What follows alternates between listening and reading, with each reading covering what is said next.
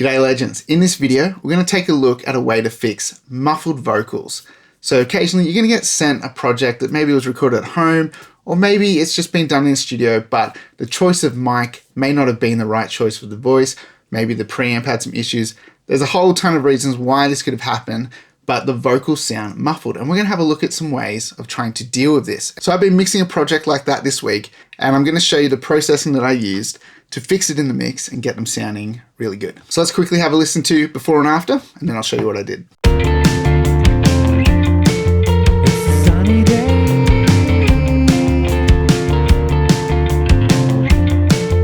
With you on the trail. It's a sunny day.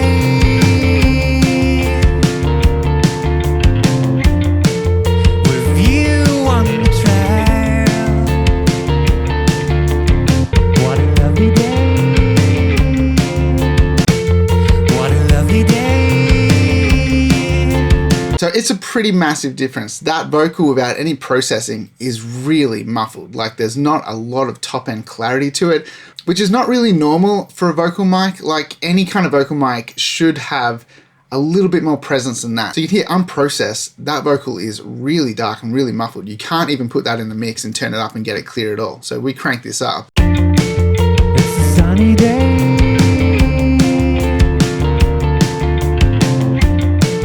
With you on the trail.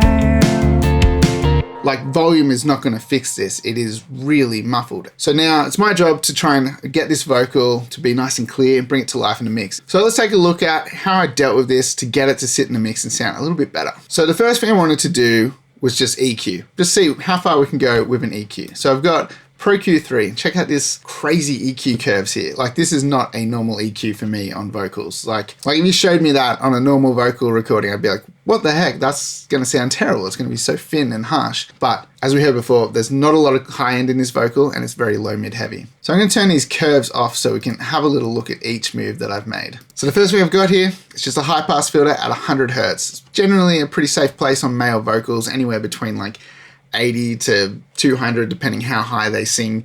That's where you're gonna kind of find that sweet spot for your high pass filter. It's a sunny day.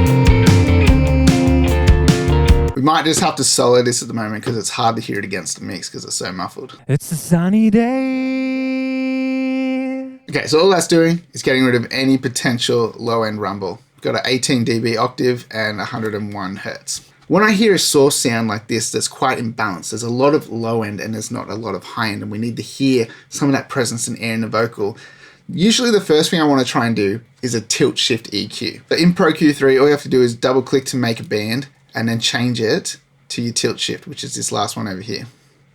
This creates a really cool EQ move that just kind of slants the overall tone. So if you want it brighter, you push the EQ up and you're going to get more of that top end and it's going to roll away more of the low end. And the same deal in reverse, if you pull it down, you're going to get boosted low end and you're going to cut some of the highs.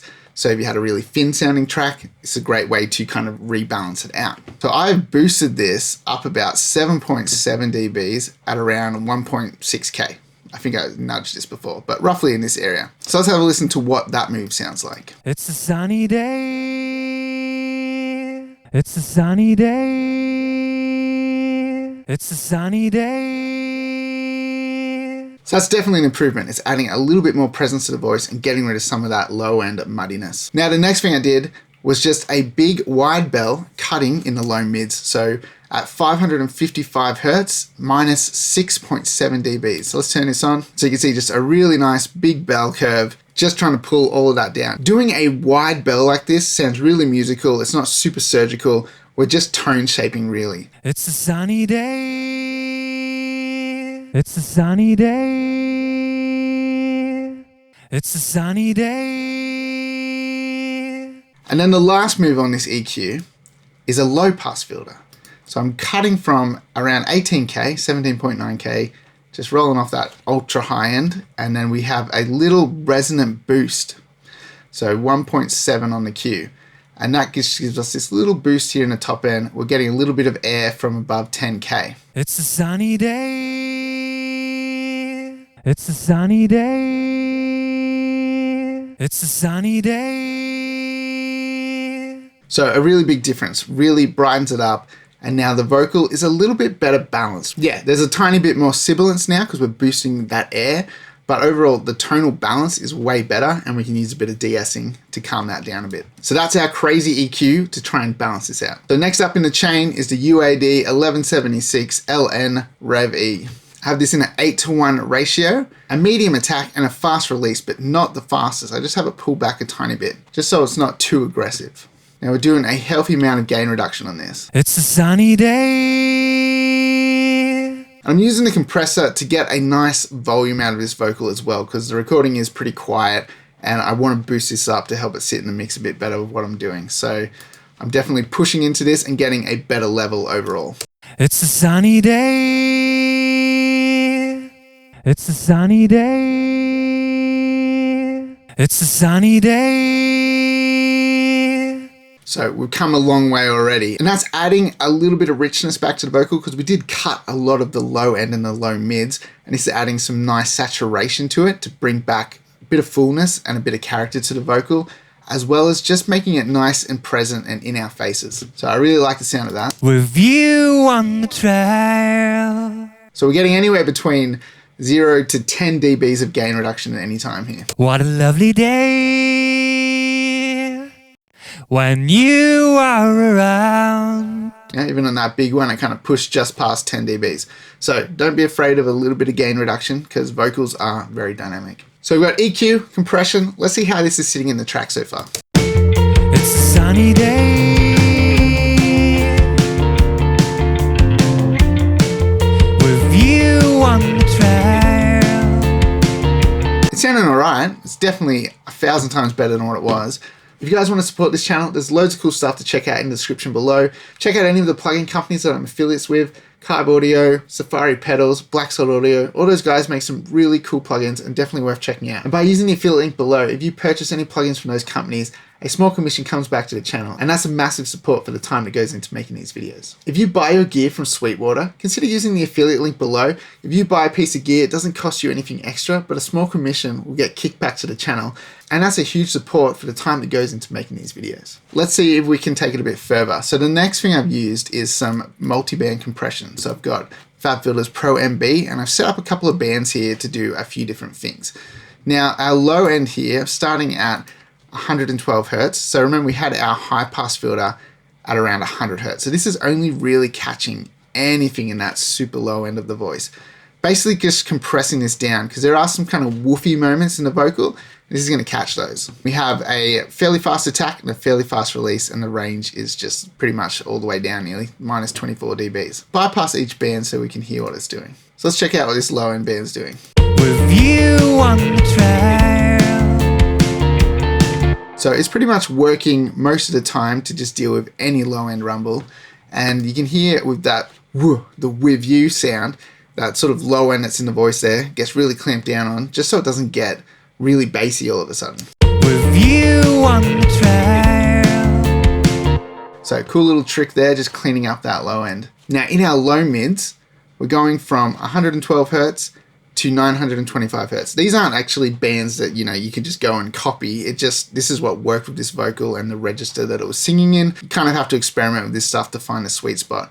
But I'm mostly just trying to get the low mid stuff that kind of builds up and gets a bit yucky. Fairly fast attack, 20%, fairly fast release, 20%, and the range is only 6 dBs. And then I just play the threshold to get it reacting as I wanted. With you on the trail. With you on the trail. With you on the trail. So you can hear that low end is still kind of built up there. So even though we cut a lot of it away, having this is helping. So let's have a look at what we're doing in the mid range. So we're going from 929 Hertz to 5.2K. And we have a boost of 1.8 dBs, a similar range to the low mids, but it's never going to duck down quite as far as this. So we're always going to have a little bit more presence than low mids. Pretty much the same attack and release settings, just kind of gently compressing as it comes in, and then just setting that threshold to react as needed. So let's have a listen to what this is doing. With you on the trail. So you can see there's some of that upper mid information that can get a little bit harsh, and it's really clamping down on those moments. With you on the trail. On that U, there's a really like harsh kind of frequency that jumps through, and this is just containing it, so the vocal sounds kind of consistent and smooth without getting harsh and annoying. It's a sunny day. It's a sunny day. So you can hear how it's kind of warming up the vocal on that A sound. It kind of controls that frequency that really pokes through. And it's not compressing it enough to make the vocal sound muffled again. So we don't want to get it to the point where we're pulling all that away and we're just kind of chasing our tail and it's muffled again. We want this to kind of be moving around and bouncing, not clamping down. So this next band is kind of dealing with de-essing the vocal a little bit. So we could have done this on a separate multi-band compressor, but I thought, let's just try it in one thing, keep it all packaged together. So we're going from 1.2K to 15K. So in this area, things can get a little bit bright and jumping out with the S's and T's. And what we're doing here is fast attack, fast release, pretty much all the way through. I've got a 1%, 5%. You could have them at 0%, doesn't really matter. Just as long as they're super fast. And then I've got it down minus 10 dBs on the range. And then I've just set the threshold to try and react when the S and T's are really hitting. It's a sunny day. What a lovely day. And you can see it's still reacting every now and then when a frequency comes through a little bit too much. What a lovely day. But nothing crazy. It's sort of just moving a little bit and keeping that frequency band nice and smooth, but really clamping down on the sibilants. When you are around. So you see that U got a little bit harsh sounding and it's sort of clamped up there as well, but more so in these upper mids. Now our next band, this is like our air band. We're going to just add a little bit more air to the vocals, and that's going to just help them shine a little bit more in the mix as well.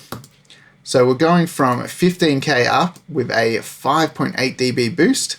Let's have a look at what this is doing. I have this set to a fast attack and a fast release as well. And this is also going to be reacting with the de-esser. So I have this set to free mode, and that gives you a little band to play with. And this is what's going to determine when this band is going to compress. So I've set it over the same spot where we're getting our de-essing. And that means whenever those S's and T's hit, this is going to push down here. And then between all of the sibilants, we're going to get that nice boosted bit of air. And anytime it hits, it's going to pull down. So check it out. It's a sunny day. It's a sunny day. So you can hear, even though we clean that vocal up with EQ and compression, there's still issues. Like it's still a bit harsh. It's still a little bit low, mid, heavy at times. This multi-band compression is really fixing things for us. It's a sunny day.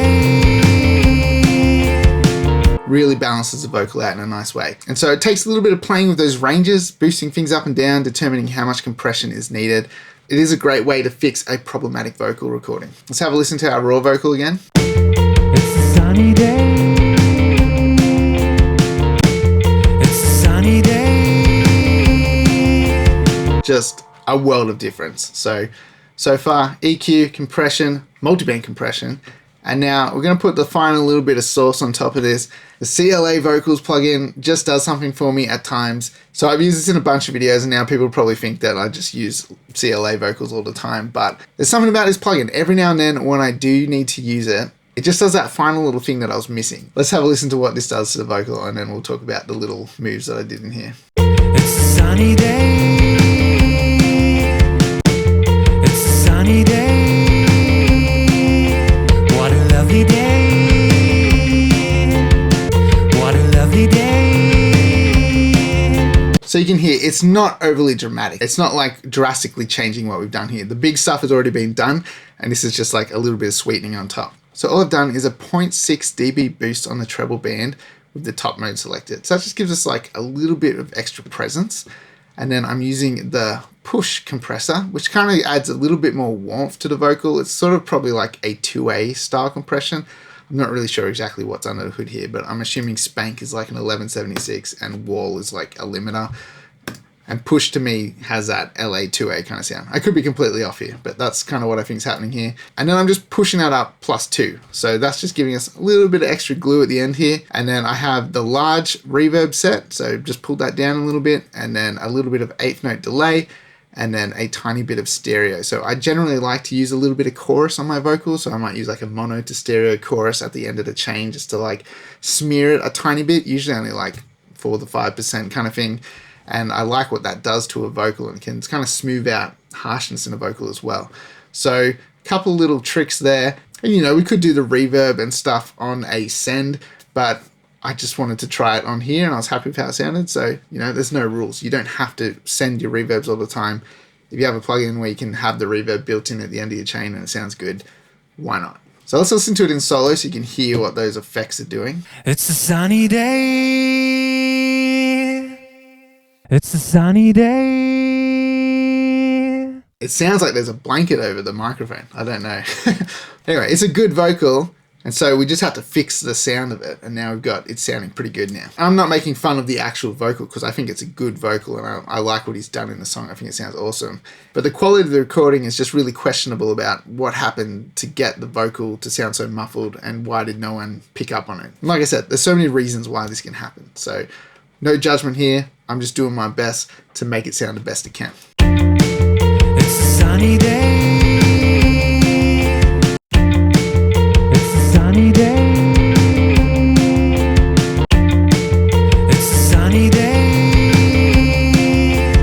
That's a crazy world of difference there. So if you do get a recording like that sounds really muffled like I have here, you could try these kind of steps like doing some EQ, get it compressed, play with some multiband compression, and then if you have something like CLA vocals or something where you can kind of do a little bit of sweetening on the end, then that's a fun way of doing it. You don't need CLA vocals to do that. You could maybe just put like a pool tech with a little boost of presence, a little 2A on the end, a little bit of stereo chorus just to smear it a little bit, and a touch of reverb and delay. But it's also fun when you can just do it in one sort of plugin, saves a bit of time. Even Modern Metal Songwriters plugin Gamma has even more options than that and sounds really cool. There's so many ways to process your vocal and get a great sound. Now let me show you the chorus with like all the double tracking and everything, what it sounded like before we processed it and how it sounds now, because that sounds pretty crazy. Come on!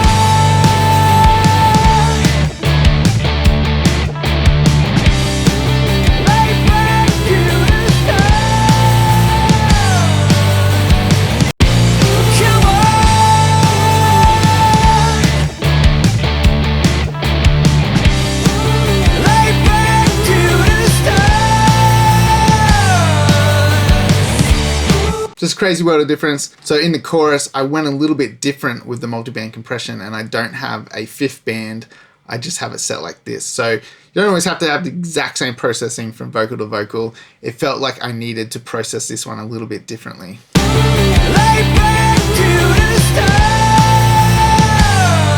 There's a lot more upper mids going on in that vocal, which get harsh pretty quick. So that's why I've sort of changed the bands a little bit to deal with that. So there you go. That's kind of one way that you can go about dealing with a muffled vocal. So if you're kind of stuck, you're unhappy with the results so far, maybe you could try something like this and see if you can get the vocal a little clearer like I've done here. Hope you guys enjoyed this video. Make sure you hit that like button and subscribe to the channel. Make sure you check out the link to my website in the description below. Go grab yourself a drum sample pack or a mixing course. Any of that stuff is a massive support to this channel and helps cover the time that goes into making these kinds of videos.